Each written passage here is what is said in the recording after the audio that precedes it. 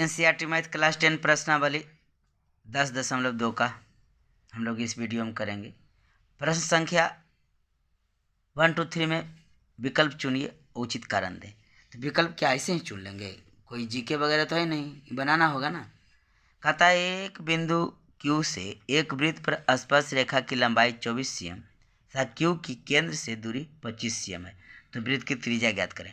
वृत्त की त्रिज्या ज्ञात करने पहले प्रश्न को समझकर फिगर बनाना होगा, वहाँ से फिर हम त्रिज्या निकालेंगे। 10.1 में भी इस प्रकार का एक सवाल था। प्रश्न संख्या फर्स्ट,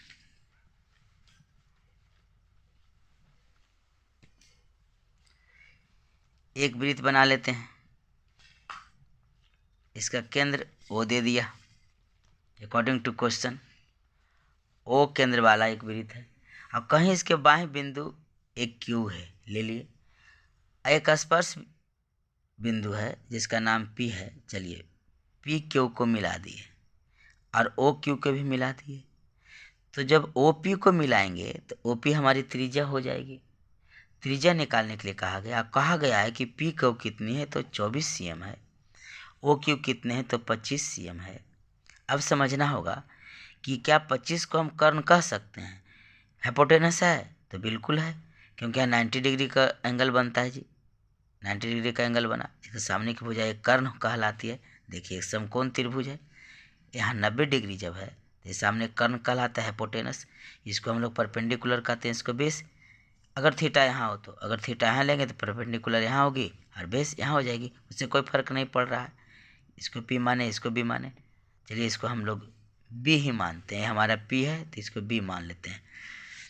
तो B बराबर क्या हो जाएगा, यानी बेस बराबर h² माइनस P² का अंडर रूट। सीधी सी बात है। OP जो हमारी त्रिज्या थी, OP वृत्त की क्या है, त्रिज्या है, बराबर क्या लिखेंगे हम, OQ जो कि हाइपोटेनस हो गई का स्क्वायर माइनस PQ का स्क्वायर। OQ जहाँ 25 का स्क्वायर हो गया और माइनस 24 का स्क्वायर अंडर रूट। 25 गुना 25 कर लिए तो हो गया 625, 625 माइनस 24 गुना 24 576, 576 अंडर रूट। घटाने के बाद हमें 49 प्राप्त हुई। जब इसका वर्गमूल निकाल लिए, अंडर रूट है तो कितनी आ गई, 7 cm लिखेंगे, अर्थात इसका आंसर A का हो जाएगा।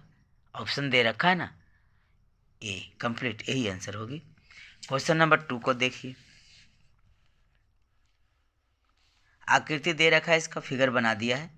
आकृति 10.11 में यदि T और P कॉमा T और Q केंद्र O वाले किसी वृत्त पर दो स्पर्श रेखाएं, अर्थात PT और QT दोनों स्पर्श रेखाएं, तो एंगल POQ यानी ए वाली एंगल, केंद्र पर जो एंगल है वह कितनी डिग्री का है, 110 डिग्री। खोज रखा है एंगल PTQ यानी सामने की। मैंने अभी क्या थ्योरम बताया था कि सम्मुख कोण जो है उसका योगफल 180 डिग्री होता है, क्योंकि एक चतुर्भुज बन रहा है आपका, सम्मुख कोणों का योगफल 180 डिग्री। तो 180 में 110 घटा देंगे, जाहिर सी बात है 70 डिग्री आएगी। ऑप्शन बी होगा आंसर। इसको बनाने की कोई बात नहीं है, बिल्कुल आसानी से समझ गए होंगे। फिगर भी दे रखा है कि मैं फिगर बनाऊं, बना देता हूँ। प्रश्न संख्या 2, प्रश्न संख्या 2। फिगर कुछ इस प्रकार, एक वृत्त है, बाएं बिंदु P है, T दे रखा है बाएं बिंदु T है, केंद्र O है, स्पर्श बिंदु P है, स्पर्श बिंदु Q है, कहीं दे रखा है Q, चलिए यहाँ दे लेते हैं Q, यहाँ P है। अब PT स्पर्श रेखाएं हैं, QT स्पर्श रेखाएं, यहाँ पे बन रही है 110 डिग्री का, 110 डिग्री। जानते हैं कि यहाँ 90 डिग्री, यहाँ 90 डिग्री, तो 90 90 तो 180 हो गया। आपको जाहिर सी बात है 90 90 180 हो गया, 110 हो गया। तो ऐसे भी निकाल सकते हैं कि angle O plus angle Q plus angle T plus angle P is equal to 360 degree. 90 जोड़ 90 जोड़ 110 जोड़ इसको x मान लीजिए, जोड़ x बराबर 360 डिग्री। फिर x का वैल्यू निकाल लीजिए, उस प्रकार भी निकाल सकते हैं हम लोग। तो इसी प्रकार निकाल लेते हैं। या तो सम्मुख कोण, दो तरह से चलेंगे, सम्मुख कोणों का योगफल कितने हो जाएंगे, 180 डिग्री। तो हम लिखेंगे एंगल POQ POQ जोड़ इस एंगल का नाम देंगे PTQ। PTQ is equal to कितने हो जाएंगे 180 डिग्री सम्मुख कोण से। सम्मुख कोण का योगफल कितने होते हैं 180 डिग्री। ये दे रखा है 110 डिग्री अजोड़ PTQ पूछा है बराबर 180 डिग्री। यानी चर राशि हमारा प्लस में है, दाएं पक्ष में गया माइनस में हो गया। PTQ बराबर 180 माइनस 110 डिग्री डिग्री डिग्री बराबर कितने हो गए तो 70 डिग्री। Question number 3।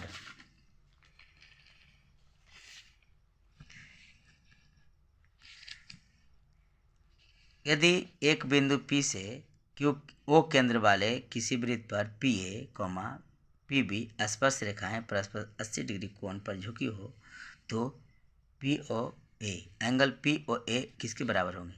चलिए इसका फिगर बनाना होगा, ABCD फिगर बनाना होगा।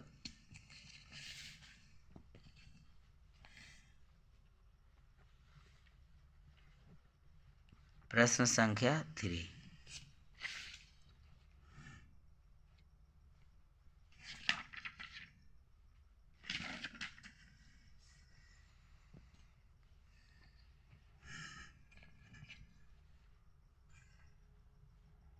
एक वृत्त बना लिए, केंद्र है O,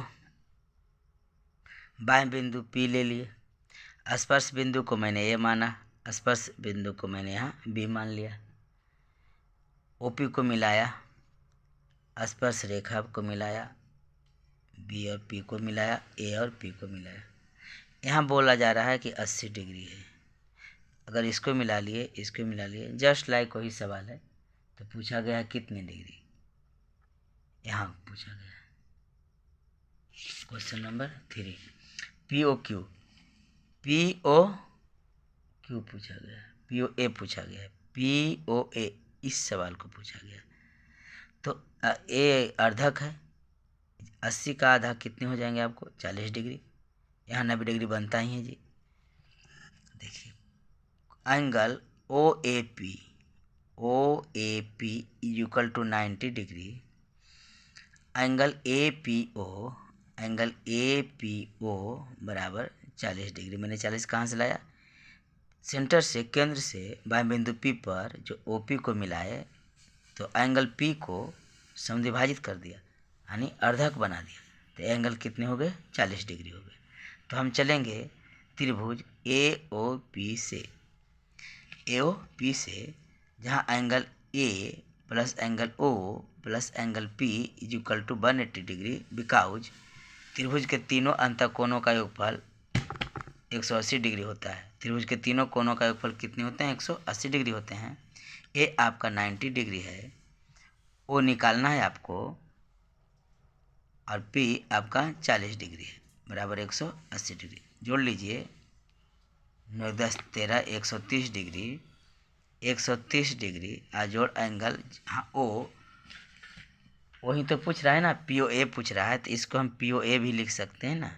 एंगल POA को मैंने सूचित कर दिया है एंगल O से, क्योंकि एक त्रिभुज में ले लिया था, कोई दिक्कत नहीं, ले सकते हैं। तो यहाँ हम लिख लेते हैं और POA ही बराबर 180 डिग्री। 130 कहाँ से आया 90 और 40 को जोड़ने के बाद आया डिग्री डिग्री। एंगल POA बराबर 180 डिग्री में हम 130 डिग्री को माइनस कर देंगे तो कितने आ गए 50 डिग्री। 5 3 8 ठीक है, 50 डिग्री आंसर आएंगे। बिल्कुल A का ऑप्शन A का सही जवाब होगा। अब क्वेश्चन नंबर 4 है, प्रूव करना है, सिद्ध करना है।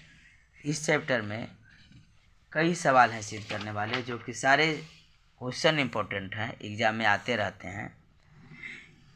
10.2 का जितने भी NCERT का मैं दिया गया है सिद्ध करने वाला, उसको अवश्य कर लेंगे। जैसे भी हो उसको कंप्लीट कर लेना है, क्योंकि सिद्ध करने के लिए सवाल आपको इससे अवश्य आएंगे, श्योर 100% श्योर हो जाइए। प्रश्न संख्या 4 कहता है सिद्ध कीजिए कि किसी वृत्त के किसी व्यास के सिरों पर खींची गई स्पर्श रेखाएं समांतर होती है। क्वेश्चन देख लीजिए, सिद्ध कीजिए कि किसी वृत्त के किसी व्यास के सिरों पर किसी व्यास के सिरों पर खींची गई स्पर्श रेखाएं समांतर होती है। सवाल को ढंग से देख लीजिए, बुक सामने खोल कर रखें तो अच्छी बात है। सिद्ध कीजिए कि किसी वृत्त के किसी व्यास के सिरों पर खींची गई स्पर्श रेखाएं कैसी होती है, तो समांतर होती है। तो सबसे पहले फिगर बनाना होगा। कंप्लीट एक वृत्त बना लीजिए इस प्रकार। चलिए, वृत्त बन गए। अब हम यहाँ दे देते हैं सेंटर यानी केंद्र, उसका नाम मैंने दे दिया ओ, और ए व्यास मैंने खींच लिया जिसका नाम दे दिया ए और बी। अगर मैं यहाँ एक स्पर्श रेखा खींचूं ए से होते हुए, इसका नाम दे दूं, चलिए सी डी दे दिया, तो जो ए बिंदु है वह क्या है, स्पर्श बिंदु है। ए स्पर्श बिंदु है, और आप जानते हैं कि स्पर्श बिंदु है तो यहाँ कितने डिग्री के कोण बनेगी, तो 90 डिग्री का कोण बनेगा, पक्का गारंटी है। एक स्पर्श रेखा और खींच लेते हैं। यहाँ नाम दे देते हैं इसका, हमने ई एफ, मेरी मर्जी नाम दे दिया ई एफ, चूँकि इसलिए क्योंकि ए भी पहले दे रखा था। A B C D E F मैंने नाम दिया, एक्स वाई भी दे सकते हैं, क्या दिक्कत है। तो बी क्या है, स्पर्श बिंदु है। तो फिगर से आपको कुछ पता चल रहा है। अगर हम, बस सीधी सी बात है, बहुत ही सीधी सी बात है कि यहाँ 90 डिग्री कोण बनता है। अगर हम इस प्रकार कर लें तो एक कोण 90 डिग्री आ गई। तो जब, और कैसा कोण आपको दिख रहा है, एकांतर कोण है।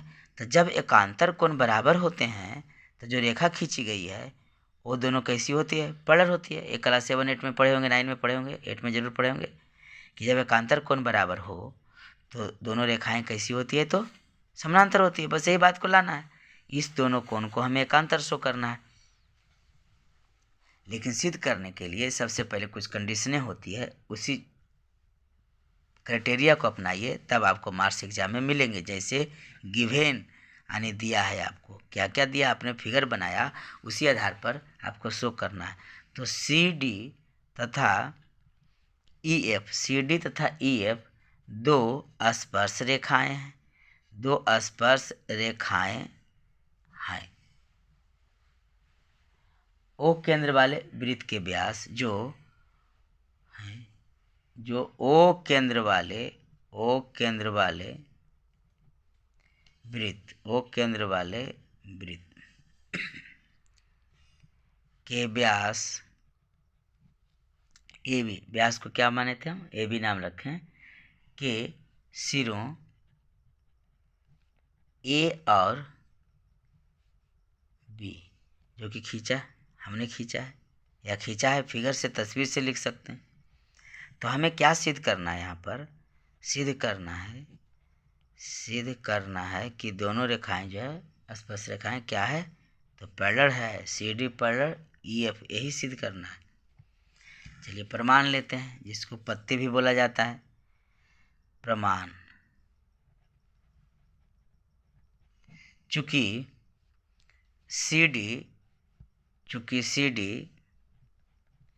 वृत्त के बिंदु ए पर स्पर्श रेखाएं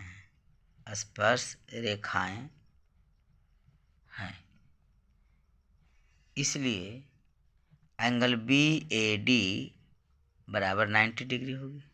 स्पर्श रेखाएं इसलिए क्योंकि पहले हम बता चुके हैं आपको 10.1 में ही शुरुआत किए थे, तो स्पर्श रेखाएं कितने डिग्री कोण बनते हैं, 90 डिग्री कोण बनते हैं। पुनः उसी प्रकार से फिर दूसरे स्पर्श रेखा के साथ वही कंडीशन अप्लाई होगा। तो ई एफ वृत्त के बिंदु बी पर क्या है, स्पर्श रेखा है, इसलिए एंगल ए बी ई क्या होगी, तो 90 डिग्री होगी। तो जब ऐसा है तो एंगल बी ए डी बराबर एंगल ए बी ई क्या है, आपका 90 डिग्री है, यानी समकोण है, बराबर है। तथा ये क्या है, ए एकांतर अंतः कोण है जो समान है या बराबर है। तो जब एकांतर कोण समान होता है, बराबर होता है जी, तो दोनों रेखाएं कैसी होती है, पैरेलल होती है। इसलिए हम अब लिख देंगे कि C D parallel E F complete prove हो गई, यही तो प्रूव करना था हमें। Question number 4 clear. Question number 5 को भी देख लेते हैं, वीडियो लंबा हो जाएगा। चलिए मिलते हैं फिर, नेक्स्ट वीडियो बनाते हैं, उसका छोटा छोटा वीडियो देते हैं, क्योंकि 2 पार्ट में मैं बनाऊंगा, लंबा हो जाएगा। बाकी सब सीधी करनी है। 6 निकालना है, 6 निकालना है, 7 जीवा की लंबाई ज्ञात करना है, 7 भी निकालना है, 8 भी सिद्ध करना ही है जी, 9 भी सिद्ध करना ही है जी। लंबा वीडियो बन जाएगा। तो मिलते हैं नेक्स्ट वीडियो में फिर।